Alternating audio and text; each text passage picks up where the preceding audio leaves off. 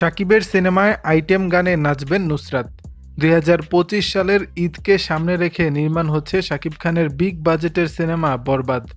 ইতিমধ্যেই ভারতের কয়েক ধাপে এই ছবি শুটিং সম্পন্ন হয়েছে, যেখানে অংশ নিয়েছেন শাকিব নিজেও। বরবাদে শাকিবের নায়িকা হচ্ছেন কলকাতার ইধিকা পাল। সে খবর আগেই প্রকাশ হয়েছে। তবে নতুন খবর হচ্ছে এই সিনেমায় দেখা মিলবে ওপার বাংলার আরেক অভিনেত্রী নুসরাত জাহানের।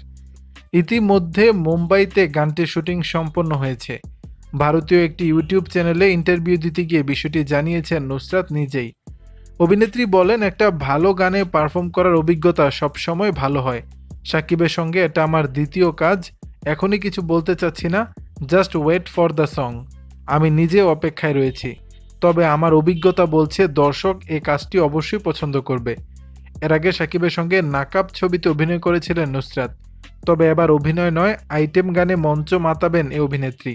জানা গেছে বরবাদে সাকিবের বিপরীতে দেখা যাবে প্রিয়তমা খ্যাত ইধিকা পালকে। আরও থাকছেন ওপার বাংলার আলোচিত অভিনেতা যিশু সেনগুপ্ত সহ বাংলাদেশের নামী শিল্পীরা। দর্শক, বিষয়টি নিয়ে আপনাদের মতামত জানাবেন নিচের কমেন্ট বক্সে।